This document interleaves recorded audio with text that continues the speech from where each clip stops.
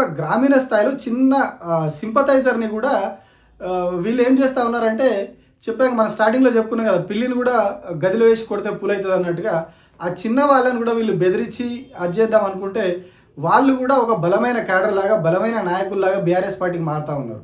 గట్టిగా కోట్లాడగలిగే వాళ్ళు, ప్రశ్నించగలిగే వాళ్ళు నాయకులుగా తయారవుతూ ఉన్నారు. ఎవరు కూడా భయపడి వెనక్కి పోవట్లేదు. సో ఇప్పుడు ప్రజల్లో ఏం అభిప్రాయం కలుగుతూ ఉన్నది? ప్రభుత్వం ఎంత దౌర్జన్యంగా వ్యవహరిస్తూ ఉందో తెలుస్తున్నది.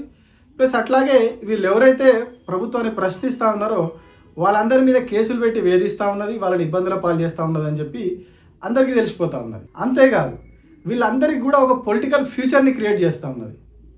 అంటే ఇప్పటివరకు చాలా క్లోజ్డ్ ఏరియాలో ఉన్న వాళ్ళు, చాలా తక్కువ మందికి తెలిసిన వాళ్ళు, చాలా తక్కువ మందికే పరిచయం ఉన్న వాళ్ళు ఇప్పుడు మొత్తం రాష్ట్రం అంతటా వాళ్ళకి విస్తృతమైన ప్రచారం వచ్చింది. రేపటి రోజున వాళ్ళు ఎన్నికల్లో నిలబడి కార్పొరేటర్లుగా, ఎమ్మెల్యేలుగా గెలిచిన ఆశ్చర్యపోని అవసరం లేదు.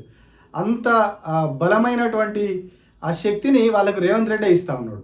కొన్ని వేల కేసులు పెట్టారు ఇప్పటివరకు బీఆర్ఎస్ పార్టీ కార్యకర్తల మీద.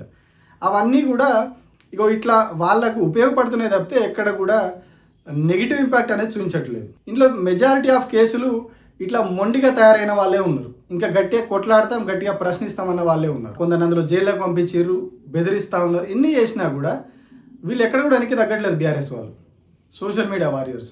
రేవంత్ రెడ్డి గవర్నమెంట్ ఏమనుకున్నది, ఇట్లా కేసులు పెడితే వీళ్ళు భయపడి మమ్మల్ని క్వశ్చన్ చేయడం మానేస్తారు, మా తప్పులు ఎత్తి చూపడం మానేస్తారు, అప్పుడు మేము ఏం చేసినా నడిచిపోతుంది అనుకున్న ఉద్దేశంతో కేసులు పెడుతున్నారేమో. కానీ అవి కంప్లీట్గా బూమరంగ్ అవుతూ ఉన్నాయి, అన్నీ డబుల్గా బూమరంగ్ అవుతూ ఉన్నాయి. ఒకటేమో పార్టీకి డ్యామేజ్ చేస్తూ ఉన్నాయి ఈ నిర్బంధము, ఈ వ్యవస్థ అంత వల్ల. ఇంకొకటేమో వీళ్ళ ఎవరైతే కేసులు నమోదవుతా ఉన్నాయో వాళ్ళు లీడర్లుగా ఎదుగుతూ ఉన్నారు, కార్యకర్తలుగా ఉన్న వాళ్ళు లీడర్లుగా ఎదుగుతూ ఉన్నారు. అంతకు మించి రేవంత్ రెడ్డి ప్రభుత్వం పెడుతున్నటువంటి కేసుల వల్ల బీఆర్ఎస్ పార్టీకి వచ్చిన నష్టం ఏం లేదు. 100% లాభమే జరుగుతూ ఉన్నది. బీఆర్ఎస్ పార్టీకి కొత్త నాయకులు పుట్టుకొస్తూ ఉన్నారు. ఇంకా ముందు ఇంకా కేసులు పెడితే ఇంకా కొత్త నాయకులు తయారవుతారు తప్పితే ఎక్కడ కూడా వెనక్కి పోయి ప్రభుత్వాన్ని ప్రశ్నించకుండా ఆగే పరిస్థితి అయితే కనిపిస్తలేదు.